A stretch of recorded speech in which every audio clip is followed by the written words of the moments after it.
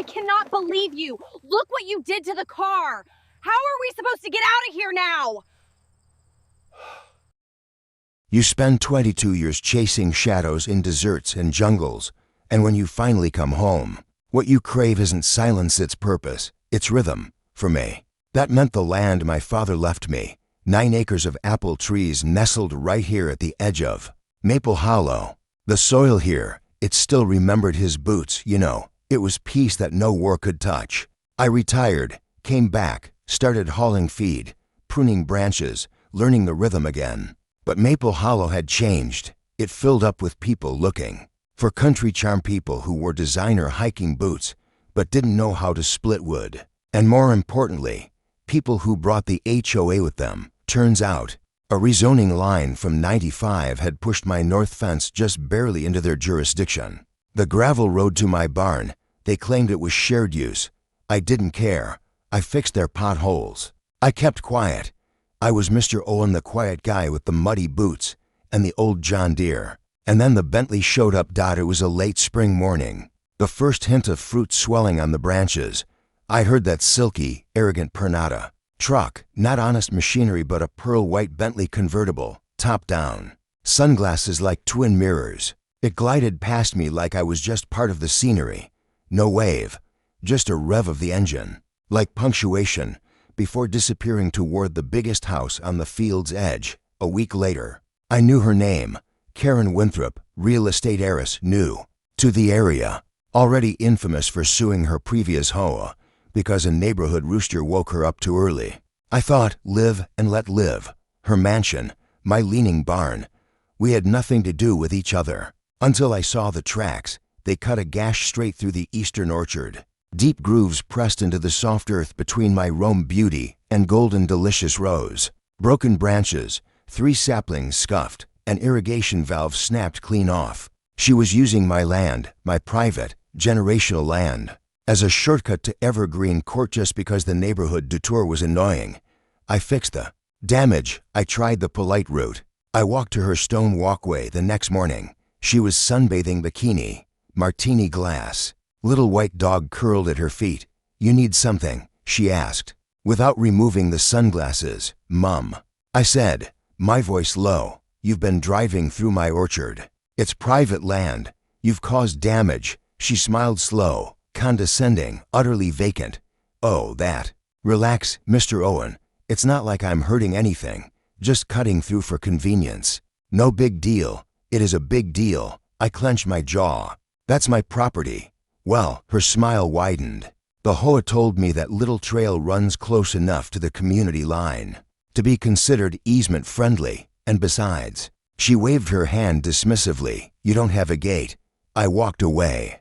Before I did something I'd regret, my hand shaking the whole way back. I checked the county plat map. No easement, no shared access, nothing. I emailed the HOA photos, maps, property codes, and they replied 3 days later with one sentence. The board will review the matter at our next monthly meeting. 20 days away. I was done being polite. My grandfather planted the first Macintosh trees here with his bare hands. This land had healed me after war, held me steady after my wife died. It wasn't a viewshed for socialites.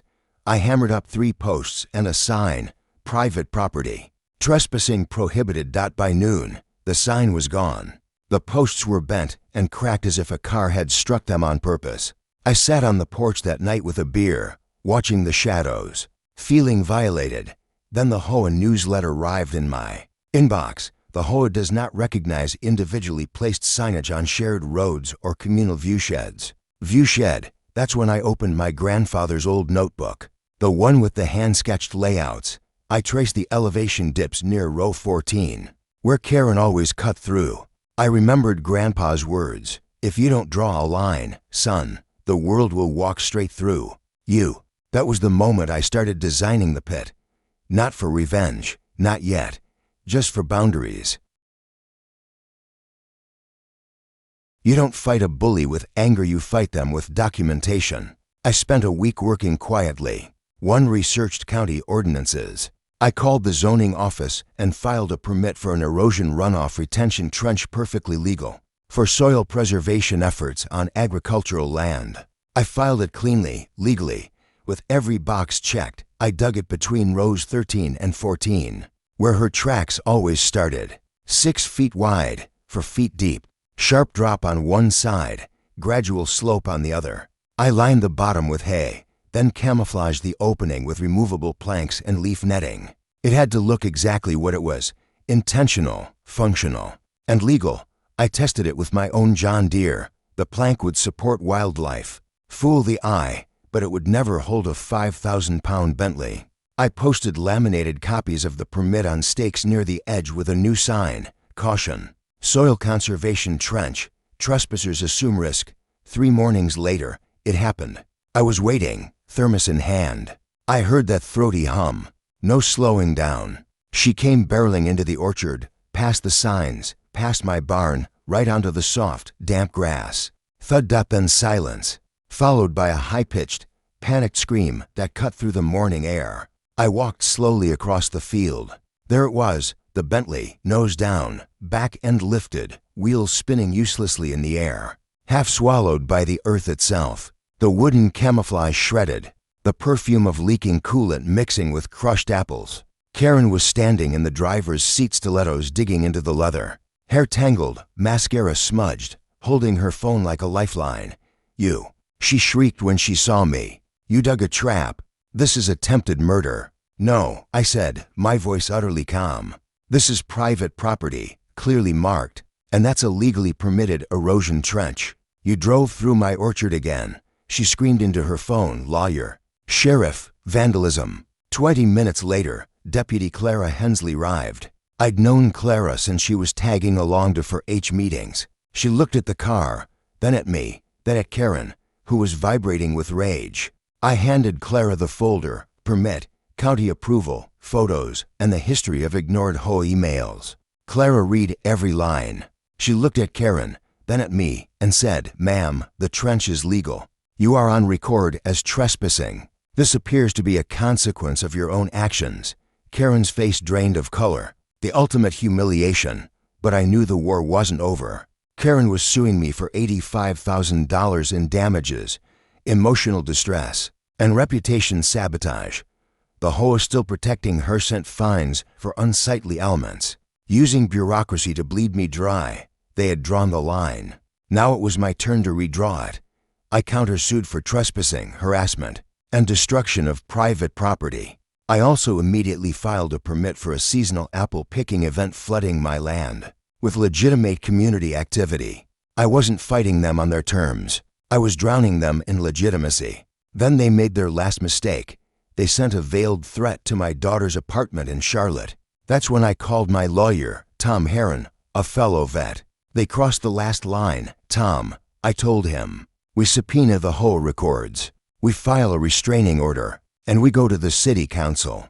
I stood before the cold water city council and didn't speak like a lawyer. I spoke like a father and a man with roots. I told them about the land, the fines, the threats, and the systemic abuse by the HOA. My neighbors stood up behind me: the teacher, the retiree, the tow truck driver who pulled Karen out, all testifying. That night, the council voted unanimously. Karen Winthrop was removed from all board-affiliated positions. Pending a civil ethics investigation, Karen left town 2 weeks later. No fanfare, no goodbyes, just gone. The trench stayed right where it was. Now, it's a legend. Neighbors bring their kids and point at it like it's a historic landmark. "See that? That's where the lady drove her fancy car and fell in." I built a bench beside it and planted wildflowers. It's no longer a trap. It's a monument to boundaries. I fought into countries, but the hardest line I ever had to draw was right here, in my own apple orchard. The land remembers the cost of peace. You can't intimidate a man who knows his own roots. Now I want to know what you think. Was David right to actively dig the trench as a deterrent, even knowing it might damage Karen's car? Or should he have only relied on legal warnings? Where do you draw the line between protecting your property and setting a trap? Let me know in the comments below.